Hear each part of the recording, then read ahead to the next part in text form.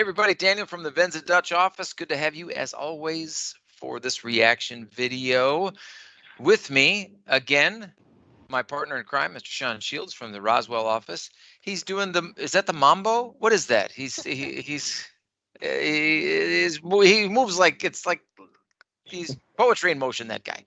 Anyway, we've got a couple people in the hot seat, and let's find out who they are. Let's start with ladies first. Karen? Thank you. Hi, good afternoon. My name is Karen O'Neill. I am calling in or videoing from the NYU conference in Manhattan. So happy to be back at a live show, an event here.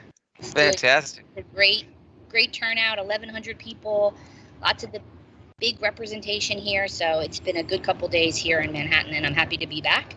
So I am with Knowcross, which is a service optimization platform.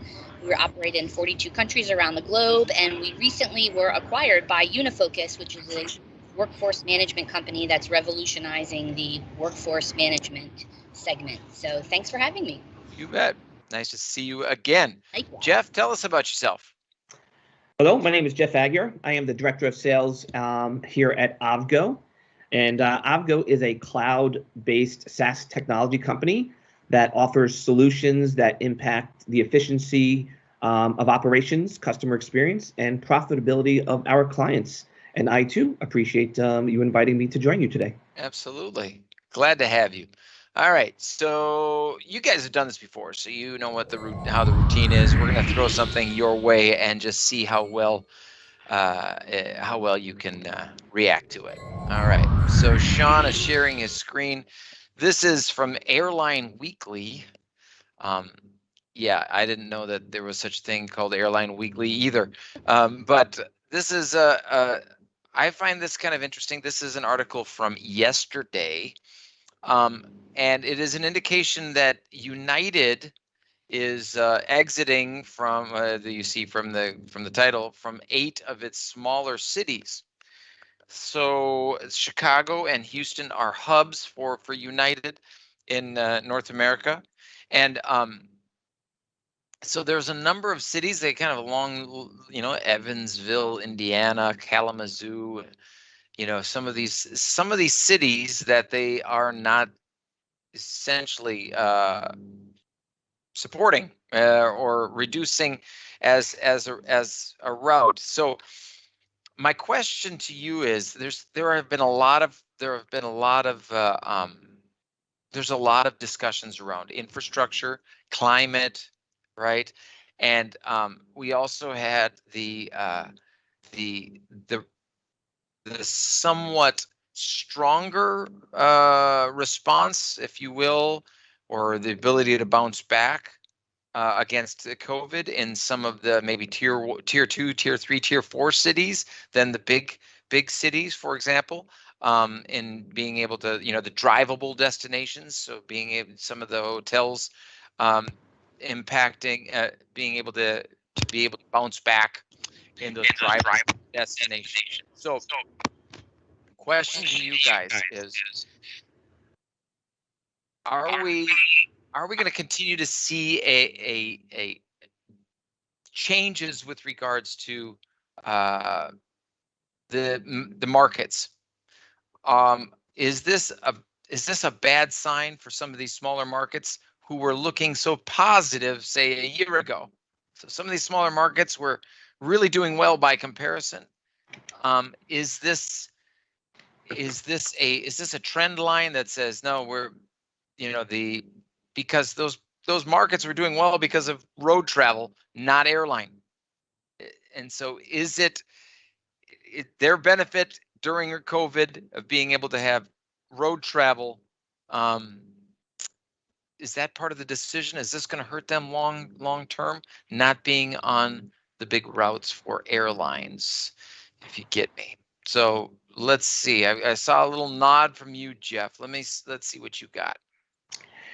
Yeah, so I mean, I honestly, I don't know. I think that it really depends on why is United dropping these smaller cities. Is it because they have mandates and pilots don't want to get vaccinated and they just don't have enough pilots? So I don't know what the root cause is why they're pulling back from those locations. I do believe, though, that, for smaller cities, and I've lived all over the country, in with the military and stuff like that. I do think that smaller cities are impacted when there are fewer options for travel. Getting So, there. Yeah. yeah, I would be concerned if I was one of these smaller tier 2, tier 3 cities that, a major airline like United is pulling out of. If the cause is there's a shortage because, of what's going on with COVID and mandates and stuff like that, I would hope that they would eventually bounce back. But long term, I think when travelers have fewer options, it's never good. So yeah. We will share the article so that people can read in detail, but the kind of preliminary party line was that there were staffing issues. So you were insightful in thinking, was it a staffing issues? But the article goes on and says, well, they're expanding in certain other areas, so that might just be an excuse that they're making. So, but yeah, it's an interesting trend. Karen, what are your thoughts on that? Well, I agree with a lot of the points that Jeff made. I concur that there is an underlying issue, and whether that's be the staffing, like we were just talking about, a labor shortage, or whether that be, as you just said, Daniel, about the reallocation of the pilots to different other markets that are perhaps booming more so than some of these smaller tier 2 or tier 3 markets. I think, from my optimistic side, I like Jeff, I don't know, but my crystal ball tells me that I don't know, but I am an optimistic person, and I think that, specific to the hotel industry and specific to our rebounding, I like to think that we're going to continue to see in these tier 2 and tier 3 cities good occupancy rates, people still traveling, people still driving, they're getting there to those suburban destinations, and they're, that built up demand is going to keep pushing out. I'd like to see that happen, and then hopefully then companies like United then can readjust and realign as labor comes back, and as potentially if they need to reallocate and they see that there is potentially a demand in these tier 2 and tier 3 cities. Or maybe it's just, the staffing won't come back and people just get a lift from a drone, and it's just 9 cars. I'm on board. Let's go. You never know. My ball does not have a drone in it, but you never know. You never know. Yeah. Fascinating stuff. Well, thank you both for being here. Thank you everybody out there for watching this reaction video. Sean, any parting words of wisdom with regards to tier 2, tier 3 cities? You put your best people on your worst problems. So maybe they just move the pilot. I don't know. I got nothing. Deep thought, Sean.